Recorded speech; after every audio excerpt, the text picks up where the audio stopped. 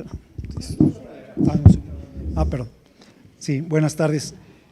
Pues, primero que nada, ahora con la intervención del rector, yo creo que hay que tomarle la palabra y deberíamos pensar en un seminario permanente para tocar lo que sería problemática comunitaria, social y política.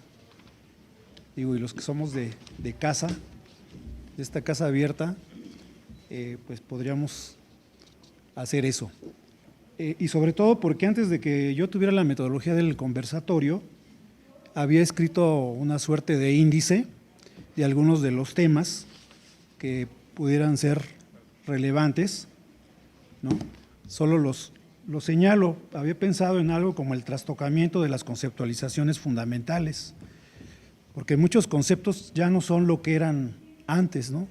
Y hablo desde el de democracia, hablo del de derechos humanos, hablo del de violencia, que de pronto se resignifican y se entienden como por otras cuestiones, ¿no? Y lo mismo sería el caso de lo que ya comentaron de desarrollo comunitario y de cohesión social.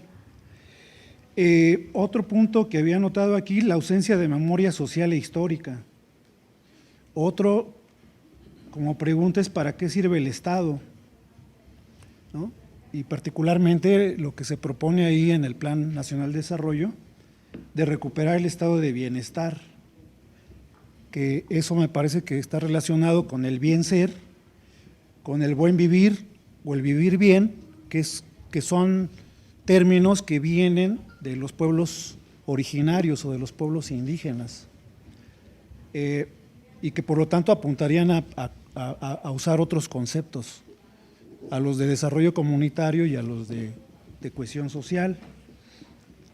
Otro punto que había notado aquí es hacia otras formas de convivencia social, y ya de manera más específica, porque participo en un área de investigación que se llama procesos psicosociales de los fenómenos colectivos, es las acciones a nivel micro y su medición psicosocial fisiológica, que es un poco de lo que hacemos ahí, y otro que es del trabajo psicosocial y comunitario a las políticas sociales y públicas, ¿no? Y uno que sería no tanto el fin de la historia, sino el fin de la humanidad, ¿no? Porque no solo hay una crisis civilizatoria, sino también estamos ante una condición, me parece, de emergencia.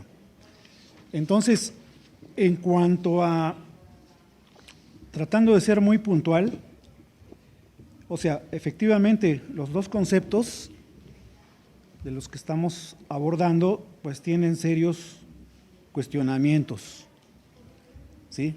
Por lo que ya aquí se expresó. Y de hecho el de cohesión social, pues, en buena medida termina hablando de integración, ¿sí? Y eso creo que no nos ayuda.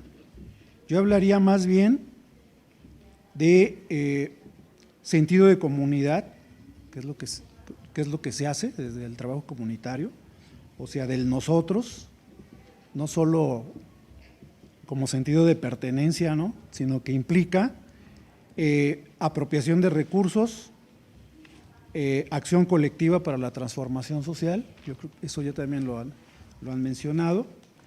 Implica construcción de redes sociales de apoyo, es lo que nosotros también, digamos, trabajamos. En cuanto al plan, efectivamente, ¿no?, lo primero es preguntarse qué es, y como ya lo decían, yo lo siento más como una suerte de manifiesto, efectivamente, porque un punto central es la lucha contra la corrupción, y efectivamente ahí no hay un diagnóstico, voy a repetir lo que ya dijeron desde ayer, ¿no?, pero si no hay un diagnóstico, lo que ya mencionaban, de que no hay indicadores, no hay una medición de los resultados que se quieren alcanzar, y algo que más me llama la atención es que no se hace referencia a la participación. Hay falta de contenidos en los programas y carecen también de crear redes sociales. O sea, todo programa obviamente requiere un recurso, una inversión, pero cuando se hace de esa manera y no se generan esas redes, es lo que hace difícil que los programas realmente puedan traducirse en logros hacia el beneficio común. Y a un punto que se me pasó a mencionar de ese índice, es atender las distintas fobias, ¿no? Y hay una muy urgente, que es la aporofobia, que es ese miedo a los pobres, que vemos que a partir del actual gobierno se está generando, pero tremendísimamente, ¿no? Entonces, ¿qué es lo que nosotros hacemos ya para concluir? Nosotros hemos llevado una serie de programas. Tenemos un programa de atención integral para adultos mayores, un programa de apoyo psicosocial para cuidadores primarios, un programa de disminución de violencia escolar con trabajo psicosocial con padres, madres e hijos. Desde hace tiempo hemos participado con la Unión de Colonos de San Miguel de Otongo y precisamente el compañero Rogelio tocó otro aspecto importante, que es lo de la red, de esta red de organizaciones sociales de la Sierra de Santa Catarina, que como área de investigación también estamos participando en esa red, ¿no? Entonces, a través de este tipo de acciones es como pensamos que se puede llevar a algún tipo de política pública, de política social, creando redes sociales de apoyo. Muchas gracias, Juan. Bien, pues vamos avanzando en esta discusión. Cedemos la palabra ahora a Israel Palma de UAM Xochimilco. Por favor.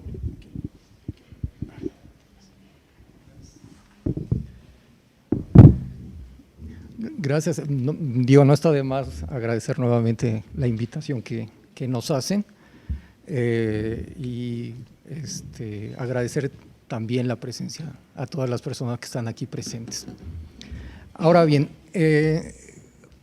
yo traía una especie de guión de porque yo dije, me van a preguntar, entonces hay que hacer la tarea, ¿no? Y ahorita en la UAM ya no tenemos pretexto porque estamos en un periodo intertrimestral, lo cual es muy difícil, ¿no? Porque de repente uno se pierde en esos periodos, ¿no? De repente uno ya no sabe dónde está. Pero bueno, hice mi tarea. Pero una vez ya que estoy aquí y escucho el testimonio de todas las personas, pues sobrepasa, ¿no? Es decir, creo que hay muchas inquietudes que provienen de diferentes sectores, ¿no? Desde las organizaciones civiles, desde el gobierno federal, desde el gobierno local, desde la misma academia. Y de repente me recuerda mucho el efecto Rashomon, ¿no? Es particularmente con los conceptos. No sé si ustedes leyeron este cuento, lo platico rápidamente. Imagínense un bosque medieval, ocurre un asesinato, hay 6 testigos, la policía entrevista a los 6 testigos dan testimonios diferentes del mismo homicidio y sin embargo ninguno miente. Entonces, algo así nos está pasando, ¿no? De repente queremos analizar el Estado, pues de repente hay muchas versiones del Estado, etcétera, etcétera. Y fue uno de los aspectos que también traté de destacar en mi tarea, en la medida en que me pongo a reflexionar brevemente qué es la cohesión social y lo mismo me pasa, ¿no? Es decir, hay diferentes discursos sobre la cohesión. Y de repente me encuentro con uno del BID, del Banco Interamericano, donde ya subsume la idea de capital social, cuando todavía hasta hace algunos años no era así, pero bueno, ahora ya la subsumió, ¿no? Porque de alguna manera u otra, y eso se debe mucho a mi deformación académica, que soy sociólogo y antropólogo, yo me gusta más ver fenómenos a un nivel microsocial. Entonces me estuve moviendo algunos años sobre la idea del capital social, que esa idea de capital social ya se manejaba en la antropología, pero se le ponía otro nombre. Entonces llega esta sección, pues, lo más seguro es que le ponga otro nombre a lo que más o menos ya hemos venido estudiando. Y particularmente hay un libro que a mí me gustaba mucho que se llama ¿Cómo sobreviven los marginados?, de Larisa Lomnitz. en el que en pocas palabras nos dice que una comunidad donde ella investiga sobrevive gracias a los favores. Es decir, de repente, como lo vemos, digamos, de una manera muy estereotipada en la tele, que de repente al vecino se le acabó el azúcar y va por una tacita de azúcar y le prestan la tacita de azúcar, pero esa tacita de azúcar genera una deuda, ¿cierto? Y entonces uno sabe que uno tiene una deuda con el vecino, le presté una tacita de azúcar, me prestó una tacita de azúcar, yo le voy a prestar más tarde, pues no sé, a lo mejor quiere un serrucho, un martillo, o a lo mejor me va a convertir en el padrino de su hija que va a celebrar 15 años, ¿no? Entonces ya me voy preparando. Pero finalmente alude a estas relaciones interpersonales que se encuentran en el barrio, que se encuentran en la colonia, que se encuentran en la escuela, que también se encuentran en la UAM y que se encuentran fuera de la UAM también. Pero que de alguna manera u otra nos permiten o nos orientan, nos dan sentido, reproducimos nuestros temores, nuestras inquietudes y nuestras seguridades también. Pero también lo que estoy viendo por otro lado, y es parte también de lo que escucho en esta mesa, es que de repente estamos mezclando niveles de medición diferente. De repente vemos la cohesión social y yo bajé unos indicadores del BID, y básicamente son indicadores, por decirlo de alguna manera, macrosociales. ¿Qué está considerando el BID como indicadores para medir la cohesión? La incidencia de pobreza, el tamaño de la clase media, la educación, la movilidad intergeneracional. ¿Y qué indicadores tiene para el capital social? Actividad en organizaciones, confianza en los políticos, conflictos obrero-patronales, víctimas de delito. Es decir, me llevan inmediatamente a un nivel muy diferente al que yo vivo cotidianamente, pero lo cual no está mal. Quizás aquí el problema es que de repente mezclamos, ¿no? Es decir, de repente estoy hablando sobre variables macrosociales y hago una conjetura así rapidísima sobre lo microsocial. Y eso es un problema metodológico grave. Yo se los planteo a mis alumnos, cada fin de trimestre les digo lo mismo, ¿no? Es decir, cuando tenemos que hacer un trabajo académico, la conclusión debe de alguna manera derivarse de los capítulos previos, porque de repente dicen en el capítulo 1, a las mujeres les gusta el helado de chocolate. En el capítulo 2 me comprueban que a los hombres les gusta el helado de fresa. Conclusión, muera el capitalismo. Yo digo, ¿cómo diablos sacaron eso?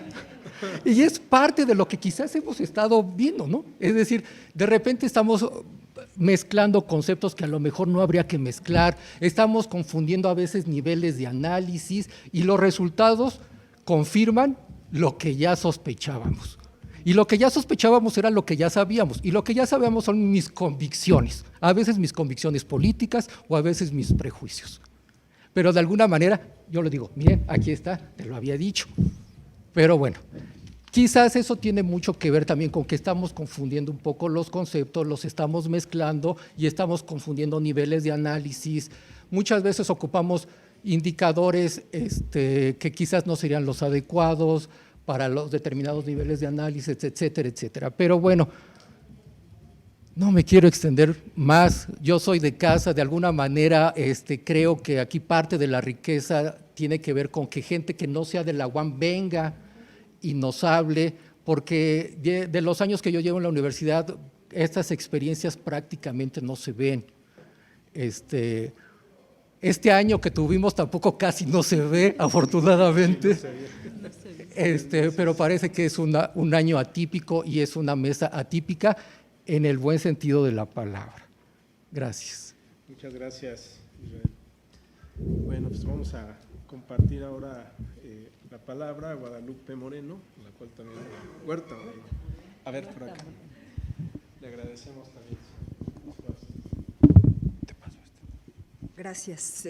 Bueno, yo me pongo mis anteojos de economista para ver el asunto, esta mesa a la que nos llaman. Bueno, en primera, agradecer esta oportunidad que, como ya se comentaba, bueno, nosotros nos conocemos de algunos foros, de algunas actividades, pero siempre efectivamente es enriquecedor oír, escuchar otras visiones, otras perspectivas, ¿no? Y como le dije, bueno, pues yo ya me acabo de poner mis lentes de economista y ni modo, pues con estos lentes y con estos ojos revisé el Plan Nacional de Desarrollo, ¿no? y veo que se generan una gran cantidad de expectativas, y ya lo decía, lo comentaba yo en la mesa que me invitaron en la mañana, y bueno, la primera pregunta, Kira, desde tu campo de estudio, especialidad, experiencia o práctica, ¿qué estamos entendiendo por desarrollo comunitario y cohesión social? ¿Qué ejes teórico-metodológicos o empíricos permiten abordar este tema desde un marco general? Yo lo voy a hacer desde el punto de vista de un economista, ¿sí? Y un economista que no es neoclásico, que viene de la perspectiva ortodoxa, keynesiana, pues keynesiana, donde tenemos una visión distinta del desarrollo y del crecimiento al que tiene el modelo neoclásico, ¿sí? Que es el modelo de desarrollo o es el modelo económico sobre el cual se ha basado el desarrollo en este país, no de 2000 para acá, de los años 80 para acá, ¿sí? Y lo que yo primero me encuentro en el Plan Nacional de Desarrollo es toda esta suerte de revisión histórica de cómo llegamos a este modelo de desarrollo y la necesidad de cambiarlo, que sería uno de los elementos fundamentales para favorecer la inclusión, ¿sí? No sé si la cohesión social, pero al menos la inclusión. Sin embargo, yo sí encontré en el programa, en el Plan Nacional de Desarrollo, que hay elementos de carácter macroeconómico que no rompen con el modelo anterior, ¿sí? Cuando yo de entrada, y no solo en el Plan Nacional de Desarrollo, yo recuerdo que cuando Andrés Manuel planteó sus compromisos para transformar al país, y yo empiezo a ver finanzas públicas equilibradas, por ejemplo, ¿no? Empiezo a ver todo este respeto a la apertura comercial, control de la inflación, etcétera, etcétera. Digo, caramba. Y no porque tuviera que cambiarlo de manera inmediata y de manera radical, porque también lo señalaba yo en la mañana, no soy ignorante de las limitantes y del contexto, creo que es una cuestión fundamental, no podría hacerse de manera radical. Sin embargo, sí hay que reconocer que en esencia el modelo económico va por un camino muy similar al que hemos tenido, que ahora se le hacen algún conjunto de modificaciones que yo veo positivas. Yo de verdad soy una creyente de que este país necesitaba una gran transformación y que aquí se están empezando a poner las bases, pero no se va a transformar radicalmente. Inclusive, viendo un poco estas diferencias en el Plan Nacional de Desarrollo y viendo las limitaciones en términos de la propuesta económica, lo decía, bueno, está esta visión muy neoclásica, muy de modelo económico ortodoxo, muy al estilo, Carlos Ursúa. Pero después, bueno, se empiezan a plantear algunos elementos. Alguien que me precedió en la palabra decía, bueno, es que el tener inversión pública y privada no necesariamente es un detonador. Yo ahí sí difiero, porque yo creo que sí, tener inversión sí va a detonar a nivel de economías locales y regionales, en algo que no queremos ya que sean exclusivamente las transferencias monetarias sobre lo que se base el desarrollo de las comunidades, sino a partir de generar mejores condiciones de empleo y mejores condiciones salariales, porque, por ejemplo, bueno, está el asunto del Tren Maya, está la gente de la UADY que ya dijo, no estamos de acuerdo, hay una serie de costos ecológicos de la implementación del proyecto que yo creo que sí son ciertos, ¿sí? Y bueno, lo que podemos hacer es darle a la gente la posibilidad en este término de inclusión, es que pongan algunas cabañitas o proyectos de estos comunitarios estilo Airbnb. No, yo digo, no va por ahí. Si queremos mejorar las condiciones de la comunidad, yo tendría una propuesta. Tenemos algo que se llama banca de desarrollo. ¿Por qué no generamos una gran bolsa que además se está utilizando para la coinversión en proyectos público-privados y hacemos parte a las comunidades, parte de una bolsa grandotota de inversión, los hacemos partícipes del proyecto con un conjunto de limitantes a nivel de impacto socioambiental y entonces te hago partícipe de la tasa interna de retorno del proyecto? Eso a mí me parece muchísimo más atractivo que… No quiero decir que el otro no sea importante o interesante, pero no me parece que sea a lo que tendríamos que aspirar con una propuesta de desarrollo, ahora sí de desarrollo económico, que pudiera diferenciarse del anterior que hemos tenido. O un modelo de crecimiento. Ya se decía, bueno, hemos crecido poco, evidentemente, en promedio el PIB ha crecido por ahí entre 2.4, 2.6 en los últimos, casi 30 años, que realmente es un crecimiento más que mediocre para satisfacer las necesidades de una población que fue en aumento y donde además tenemos una juventud que, como ya antes se dieron unos datos, ha estado incapacitada para acceder no solo a puestos de trabajo, no solo elementos de recreación y de cultura, es decir, no ha tenido la posibilidad de incluirse en una estrategia que en estricto sentido es altamente excluyente. Entonces, yo lo que esperaría de una propuesta de esta naturaleza es que efectivamente tuviera estos elementos un poco más diferenciadores. Reconozco que no podemos irnos por encima de la deuda, que no podemos irnos por encima de la inflación, porque además espanta la inversión extranjera y un proceso de valorización del capital que depende del control de la inflación. Entonces, hay que cumplirle a los mercados financieros, etcétera, etcétera. Y por eso, bueno, mantenemos esta lógica del programa muy, de veras, discúlpeme, pero de carácter neoclásico, muy ortodoxo, y lo aderezamos con algunos elementos de tipo keynesiano que van a tender a dinamizar, insisto, las economías locales y regionales, que es con la inversión. De ahí sí yo retomaría, por ejemplo, este gran proyecto de desarrollo de infraestructura que está llevando a cabo el mercado chino, sin querer decir que tengamos que hacer lo mismo, porque no son lo mismo, pero sí me parece importante porque la infraestructura significa gasto, el gasto significa empleo, el empleo significa demanda y sí se puede construir de alguna manera un entorno económico diferente al que hemos tenido y que, insisto, ha sido en sí mismo altamente excluyente. Y lo que requerimos es una inclusión, pero una inclusión diferente a la que ha tenido este país. Yo con eso me dejo. Gracias, Guadalupe. Muy interesante la aportación y todas las aportaciones. Bueno, vamos a escuchar en esta ronda ya final a Alma Patricia de Guam Lerma, a la cual también le agradecemos participación. Muy agradecida de estar en esta mesa, gracias a los organizadores y sin más me voy al punto central de la mesa porque creo que soy la que le va a tocar menos tiempo.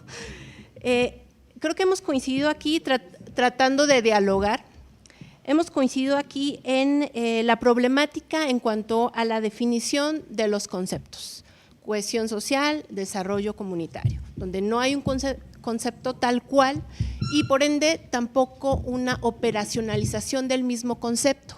Y ahí nos topamos con el primer problema que ya se ha mencionado aquí, de un diagnóstico, de una línea base del cual partir.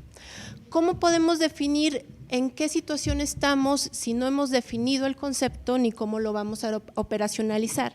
En el futuro, ¿cómo vamos a ver si en realidad avanzamos o no con referencia al mismo concepto de cohesión social? Entonces, el primer reto es el concepto y su definición operacional. ¿Cómo estamos midiendo la cohesión social? ¿Por qué digo que si fortalezco la cohesión social de tal comunidad voy a tener tal o cual resultado si no lo he medido en realidad? Y aquí nos enfrentamos a lo que ya nos mencionaba el doctor Israel sobre la problemática de las esferas o niveles que estamos observando. Y en esta perspectiva, el desarrollo comunitario, pues yo pensaría que lo que vamos a medir es la cohesión social de una comunidad, no de un municipio, no de un estado, no de a nivel nacional. Tendríamos que partir definiendo justamente estas esferas o niveles de medición. Pero no solo eso, sino también del mismo recurso de cohesión social. Es decir, es como mencionar que la comunidad tiene dinero, pero eso no me dice nada, tiene poquito o mucho dinero. Eso también es una diferenciación. La cohesión social no es algo que se da de manera homogénea. Habrá algunas localidades u organizaciones que posean más cohesión social que otras y eso hay que tratar de medirlo. Ese es un reto que se tiene que hacer. Yo estoy más identificada con conceptos de capital social y ahí usamos mucho el análisis de redes sociales para medir justamente los vínculos y redes que se forman en cada uno de los integrantes de lo que estemos midiendo.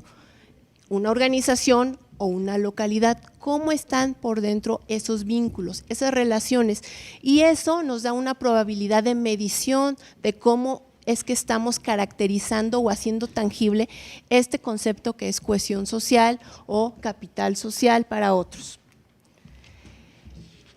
En Enlazándolo con lo que nos decía José Tomás sobre la gran pregunta que se hacían ellos de por qué se crean las organizaciones, tiene mucho que ver justamente en cómo estamos conceptualizando o viendo la cohesión social. Entiendo yo que en este Plan Nacional de Desarrollo tratan de hacer una relación causal entre cohesión social y desarrollo. Y está bien, establecen la relación causal, pero no nos dicen más allá de qué quieren ver de esa cohesión social.